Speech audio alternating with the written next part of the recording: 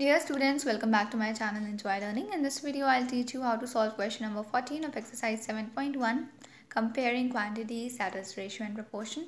So let's begin. The ratio of the monthly income to the saving of a person is 6:5. If the saving is rupees 2000, find the monthly income.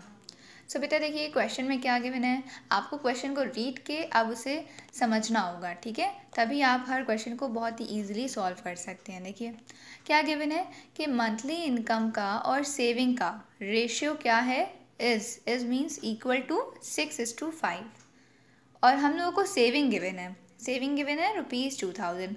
We simply have to find monthly income. बहुत ही easily ये question आपका solve हो जाएगा। Simply देखिए आपको क्या given है, monthly income,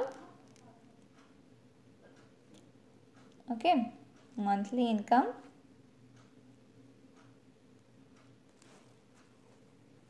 ओके। सो हम लोग को बेटा क्या गिवन है, हमें गिवन है monthly income is to saving, है ना। मंथली इनकम का और सेविंग का जो रेशियो है वो किसके इक्वल है, 6:5 के इक्वल है। और हमें क्या गिवन है, हमें सेविंग्स गिवन है। सेविंग्स हैं ₹2000। सेविंग्स कितनी है, ₹2000 है। हमें मंथली इनकम फाइंड करनी है, तो हम बहुत ही सिंपली फाइंड कर लेंगे ना। ये जो रेशियो है, फर्स्ट ऑफ ऑल इस पूरी इक्वेशन को हम रेशियो को हम अपॉन के फॉर्म में भी करके लिख सकते हैं। तो हम क्या करेंगे, इसका मीनिंग सिंपली क्या है कि मंथली इनकम अपॉन सेविंग, है ना। रेशियो का मीनिंग सिंपली क्या होता है, अपॉन होता है। तो सेविंग की जगह पे अब हम ₹2000 लिख देंगे। तो हम तो सबसे पहले अब लेट कर लेते हैं कि सेविंग हमें पता है, रेशियो हमें पता है, मंथली इनकम हमें फाइंड करना है। तो मंथली इनकम को हम लेट कर लेते हैं कि वो x है। What is the monthly income, let the monthly income of the person be x। Write it down, let the monthly income of the person be x। So अब हम लोग इस रेशियो में रिप्लेस कर देंगे। मंथली इनकम की place पर we will put x is to, saving की प्लेस पर we will put 2000 and side पे 6:5 है। अब नेक्स्ट स्टेप में हम लोग दोनों को क्या कर देंगे, अपॉन फॉर्म में लिख देंगे, ठीक है। x is to 2000 simply means x upon 2000, 6:5 simply means 6/5, ठीक है। रेशियो को हम अपॉन के फॉर्म में लिख सकते हैं। अब हमें देखिए x फाइंड करना है, तो सिंपली हमें 2000 को इस साइड से रिमूव करना है, हटाना है ना। सो 2000 यहाँ पे डिवाइड में है, सो जब ये हम लोग इसको दूसरी साइड पे सेंड करेंगे तो ये मल्टीप्लाई में चला जाएगा ना, एंड इन द न्यूमरेटर जाएगा। तो यहाँ पे न्यूमरेटर में पहले से कौन है, 6 है, तो 6 में आके ये मल्टीप्लाई हो जाएगा, कौन, 2000। अपॉन में जो है वही का वही रहेगा, अपॉन 5। अब देखिए हम लोग कैंसिल करेंगे। फर्स्ट ऑफ ऑल अगर कैंसिल हो रहा है, यस कैंसिल हो रहा है ना, 2000 और 5 के टेबल में 5 1 द 5, 5 4 द 20 होता है, 20 के अलावा 2 zeros बचे, सो 400, ठीक है। क्या आ गया आपका, 6 × 400/1, इजंट इट। तो आपकी एक्स की वैल्यू फाइंड आउट हो जाएगी बहुत ही easily. So see, x is equal to 6 × 400 upon 1 को हम लिखते नहीं हैं। नाउ 6 4 सा क्या होता है बेटा, 6 4 सा 24 एंड पुट 2 zeros। सो हमारी सेविंग 2000 थी और मंथली इनकम x क्या है, x क्या है, x तो मंथली इनकम है ना। हमने मंथली इनकम को लेट करा था कि वो x है। तो देखिए x हमें मिल चुका है 2400, मतलब कि वो 2400 में से 2000 रुपीज़ सेव कर लेता है ना। वो पर्सन सिर्फ 400 रुपीज़ खर्च करता है। Okay, so this is your answer. Now simply write monthly income is equal to ₹2400, ठीक है। Monthly income is equal to ₹2400। ये एक और स्टेप आगे लिख लिए। Next, the next question, question number 15. The angles of a triangle are in the ratio 1:2:3. Find the angles of the triangle. ये भी बहुत सिंपल एंड ईजी क्वेश्चन है बेटा। जब भी हम लोगों को कोई भी रेशियो गिवन होता है और हम लोग उससे अपनी जिन भी चीज़ों का रेशियो है उनकी हम वैल्यूज़ निकाल सकते हैं, है ना। अब इस क्वेश्चन से आप ये सीखेंगे।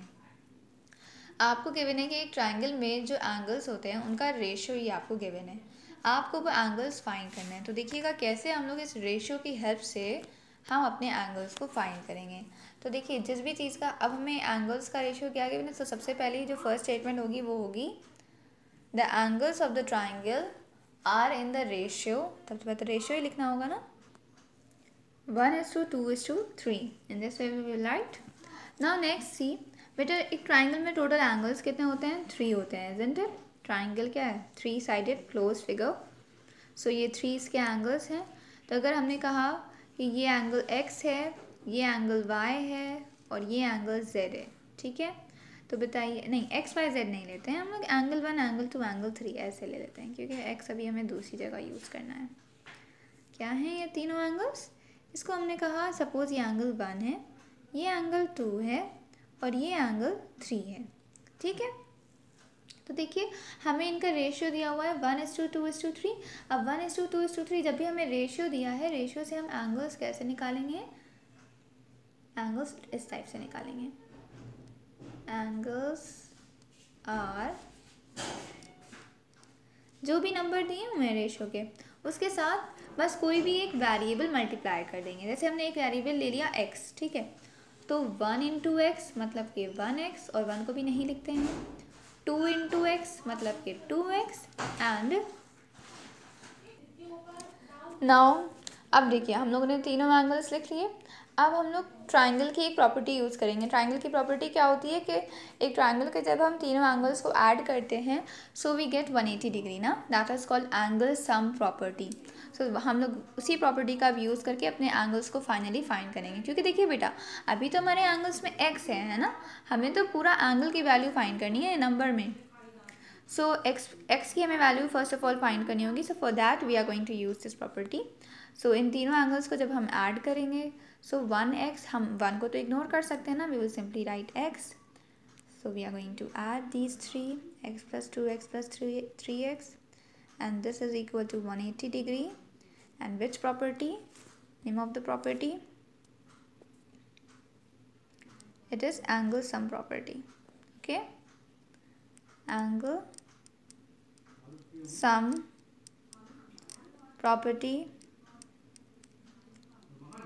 Now x + 2x + 3x is 6x equal to 180 degree. Now 6 × x, isn't it? So we will remove 6 from this side क्योंकि हमें x की वैल्यू फाइंड करनी है। सो उस साइड पे मल्टीप्लाई हो रहा था, सो यहाँ पे डिवाइड में चला गया। नाउ 6 1 = 6, 6 3 = 18, 6 0 = 0। सो x की वैल्यू हमने फाइंड कर ली 30 डिग्री।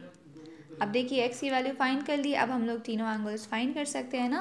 फर्स्ट एंगल तो x ही था, फर्स्ट एंगल क्या था, 1x का मीनिंग सिंपली क्या था, x, तो x तो हमें मिल गया फर्स्ट एंगल।